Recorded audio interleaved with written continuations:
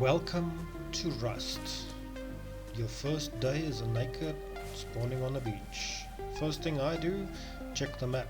Where do I want to build my base? Let's see. I'll try and... yeah, that's okay. I'll choose this spot. So, in order to build your base, in order to survive on Rust, you're gonna need to farm. So this rock in your hand is your best friend in the beginning. Hit the trees on the X. Every time you hit the X, you actually get a little bit more wood than you would if you had to miss.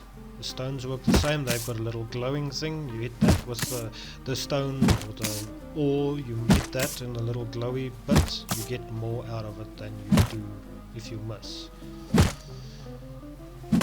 Now most of this tutorial, it's not a normal gameplay video that we're putting on. This is literally just a tutorial to show some people how you start day one on Rust if you've never played. So now we've got some wood. We'll run up.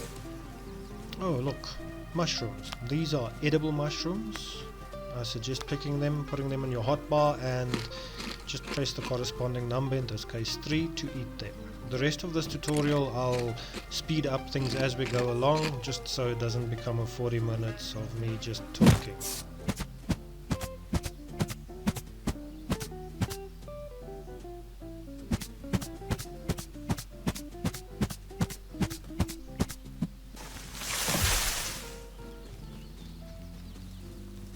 Okay, so one thing in Rust that most people probably wouldn't like to know is when you're running forward, pressing Control and moving your mouse means you're still running in the direction you were running initially. You just get to look around.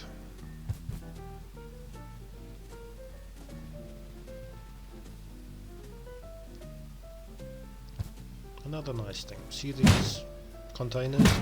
Hit them with your stone and they contain scrap and usually one thing else on vanilla servers. Scrap on Rust is currency.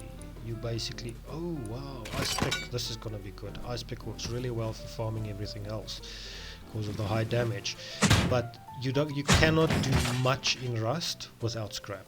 So any scrap you can find, get it. And this is hemp fibers. That gives you cloth. You need cloth for low grade fuel, etc. Stone node, remember I spoke about the little glowing point. If you hit it on that, you get more of the specific resource, so try and be kind of accurate.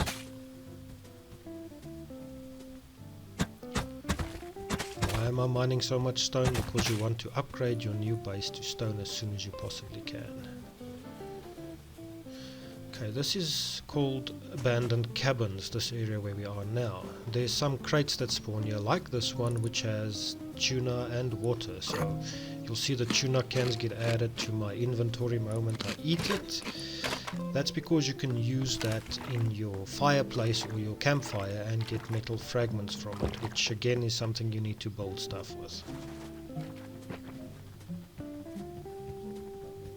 Oh, piggy! Right, so aside from the people that want to attack you, the animals want to kill you as well. In this case, we kill the pig and we harvest the pig because we get meat, which we need for health and hunger. You get some cloth and you get leather that you can use for clothing, etc. And more importantly, you get animal fat. Animal fat and cloth is combined to make low-grade fuel, which you will need for your furnaces in order to smelt all of the ores that you will be mining during your Rust lifetime.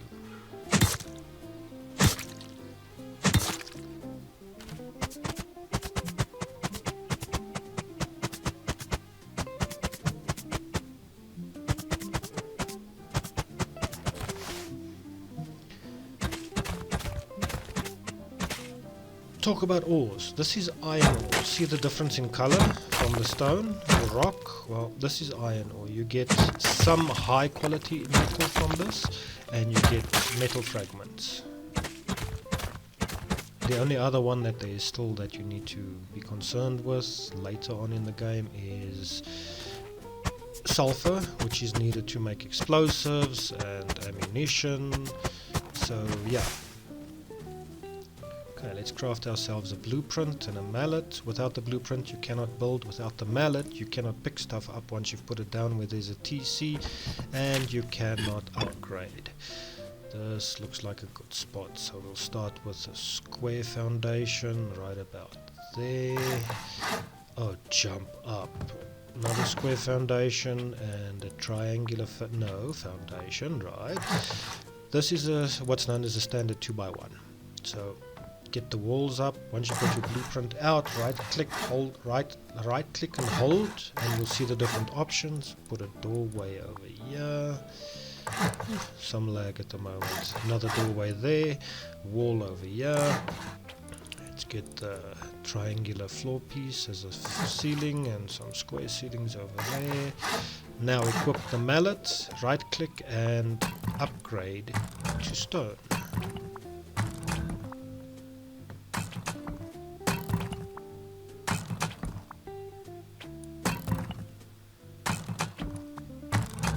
You can hear the lag and see it for that matter. Okay, so now that that's done, let's see, we should be crafting a TC. We get a door. Oh crap, we need some more wood. So we'll craft a door in the meantime, a wooden door. Let me go get some more wood while I speed this up. While it's sped up, if you enjoyed the tutorial, I would appreciate it if you would hit thumbs up and maybe the subscribe button. Okay, so craft a door. No, let me go get some more wood.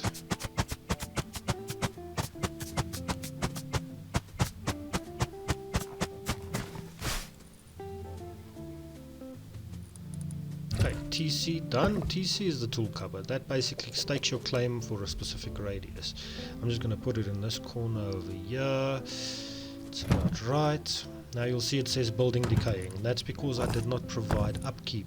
It requires that amount of upkeep per 24 hours, otherwise the building starts decaying. TC is also convenient storage for certain things. What you can do is just hold H and hover with your mouse over the different places. So doors in Rust can open inwards or outwards the same way it does in real life. How we're going to do this is I'll be taking the outside door, or this first door, and I'll place it, you see in outside, inwards, I'll place it to open inwards.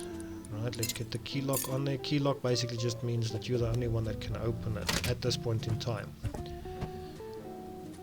So, craft a campfire while we're at it, and we get the sleeping bag going. So, second door is going to go open outwards. Right, get the key lock on. This is what's known as an airlock.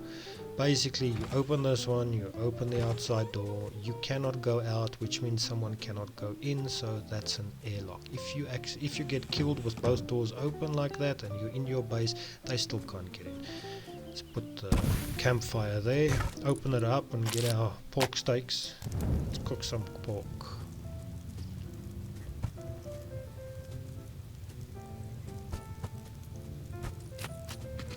Now bear in mind, if you cook too long, it can and will burn. Now we need to go find some cloth. So we're looking for hemp fibers, cloth, so we can get our TC done and we can get some low-grade fuel going for a furnace.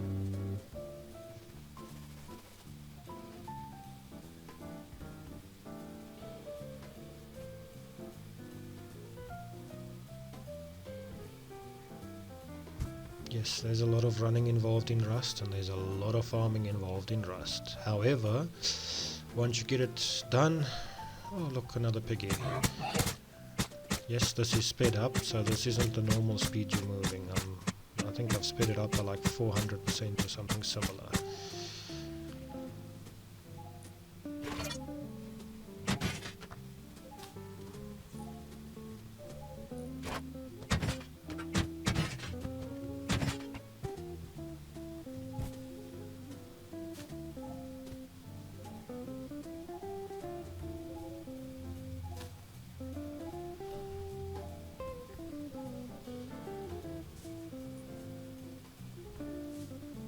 By the way, It's not just the pigs trying to kill you. There's wolves, bears, and if you're in the Arctic area, there's polar bears. They hit hard. So unless you've got a gun or you're really good with a bow, something like a really good YouTuber named William, who's always got the experience with the bears, I'd advise just steering clear of the bears until you've got a gun.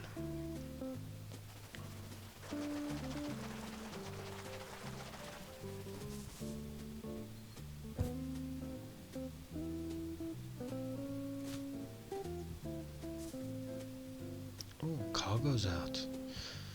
So, for those of you that don't know, this is the cargo ship. Comes around every, I don't know how often, but as you can see, it's got, in this case, 2 locked crates on it. You're welcome to try it. It's guarded by scientists who shoot. So, if you've got a gun, go for it. You can get some really good thing out of the crates. But I'd advise only trying that out if you've got a gun.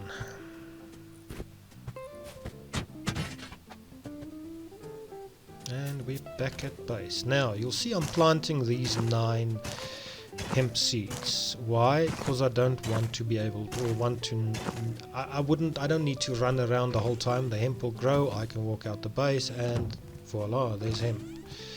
So, let's get the sleeping bag sorted. Without a sleeping bag, you will not spawn in your base, you'll spawn somewhere else if you die or something similar. So get a sleeping bag down. If you can, get multiple sleeping bags down all over the map.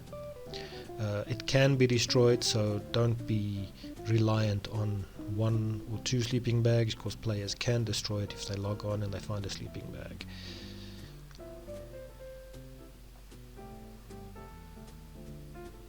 Okay, I'm going to put the sleeping bag in this corner just here for now. It seems about right. Cool. Okay, let's get the low grade fuel going. Crafting maximum over there. Need some more wood. We're getting some more wood so we can craft ourselves a small wooden box or small storage box. Wooden storage box, you get small and large. We'll start off with a small one. So there we go. I'll take that skin, craft it up. The large storage box, you need metal fragments as well, which I'll get into just now. At this point you can see I can also do a bow and arrows, which is advisable. Get yourself some clothing if you can. It helps with the cold and it also gives protection. Okay, let's get some stone in here. Wait, the box is done. Will it fit? I doubt it. No, it won't fit. Oh, it's okay. I'll just put it over here for the case of this tutorial. Let's remove all of the stuff we won't be using right now. Again, easy way would be just hold H on your keyboard if you're playing with keyboard. No, not that. If you play with keyboard and mouse, hold H and just go over. Right, we'll put the gunpowder in there, put the scrap in there. We need some. Okay, so let's craft. I need stone. Oh, there we go. Stone over here. Cool. So let's craft ourselves a furnace. Get the furnace going. Let's go for the dragon skin. Cool. So, speeding it up again while we wait. Cook some more meat.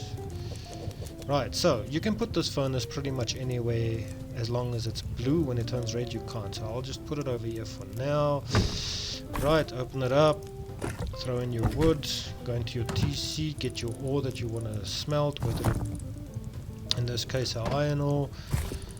Throw it in the furnace, turn it on, and voila, you have a furnace going. So you'll get some metal fragments soon. Just remember, if you put meat in, check it out so it doesn't burn. And look, you've got your first metal frag. So welcome to Rust, your first base completed with the furnace, a bed, a TC, and a storage case. And remember, don't trust anyone.